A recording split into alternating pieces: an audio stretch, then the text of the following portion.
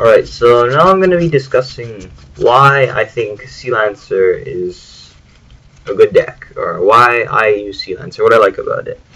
So the whole point of this is so I get to say blah blah blah and hear my nice voice, but also so you guys can like kind of see what the deck is about and, you know, like figure out if it's right for you or if you want to try to check it out and spend some time on DN with it.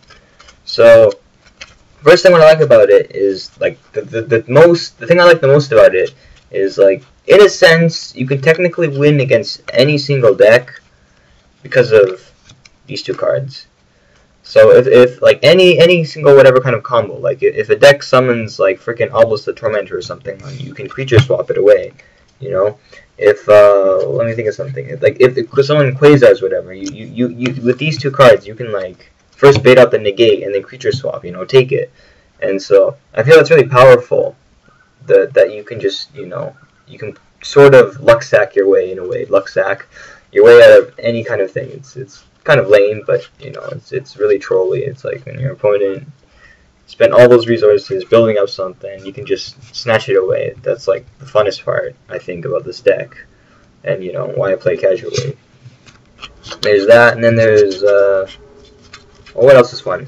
Lad for me is this deck is just it pops Lad out right. I can first turn Lad, just drop that in people's faces, and it just like it's so funny to watch them be like, oh crap, dark hole baited out, and then or whatever monster reborn.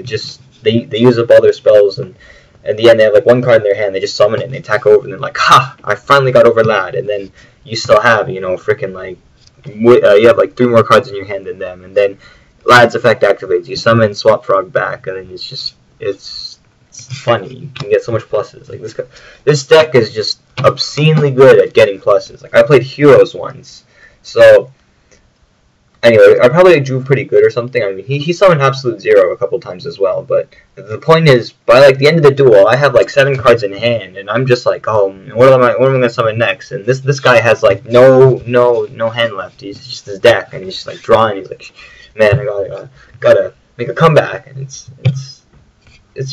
very you just overwhelm your opponent with all the pluses. But that's also one of the that's not part of the problem, but the problem with this deck is that it's kind of like inconsistent, right? I said it before, but when you run cards like this where it allows you to like luck sack your way out of any situation, which probably isn't a good thing, but you know, it's funny. Cards like Salvage, whatever, it's like these cards can easily be dead. Like Lad, I run Lad in 3, right? I'm thinking of putting it down, but Lad at 3 is just, you know, sometimes you draw Lad and you already have a Lad in your hand. It's just 2 dead cards you can't summon. Because Lad, it's not always a good time to summon him. Like sometimes it's just not really a good time. You just draw it, you top deck it, and you're like, crap. What am I gonna do with this? This is dead. I mean, you can pitch it for Trigodia's effect though and steal level 8s, so that's nice. But so yeah, the fact that you can have so many dead cards like, you know, Obelisk, whatever, that cards that they don't really do anything, just sit in your hand and they just clog it up. It's kind of like discouraging, and then you open like that, or you know, one time I opened triple MST, not a good day. Yeah. And the other thing is, if you don't draw into Swap Frog or find a way to get Swap Frog, you have no access to your main way of dumping frogs, and if you don't have access to that, then it's a very downhill game. So that's the thing. You have very high dependency on Swap Frog. Like you can't really run the deck.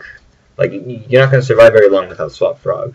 So that's an issue because this deck runs like no traps, 0 traps, 0. So you can see my hand there, but 0 traps. So you have no way to really like defend yourself. It's just like they'll just keep attacking. You know, you can drop Gores, but in a couple of turns, whatever, they summon Maze Stroke, they run over it. It's, you know, it's kind of like a waiting game thing. But yeah, so pros, very good at plussing.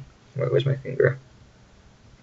Okay, I'll give up. Just pros, very good at plussing, and you know, it's very fun to play if you like stealing your opponent's monsters and then attacking them with it, and just like trolling the crap out of them, and you know, having like 7 cards in hand and they have 0, and it's just like la la la la la la. Okay. Cons is it's kind of inconsistent. Maybe it's my build. It's probably my build. Like I'm sure the people who was running triple guard cards, you never run into this issue, but freaking like you draw dead cards and it's no good. So that's probably one of the reasons why I'm not really playing Lancer that much anymore. I've sort of moved on to a different deck, but you know, I still thought I'd explain some stuff about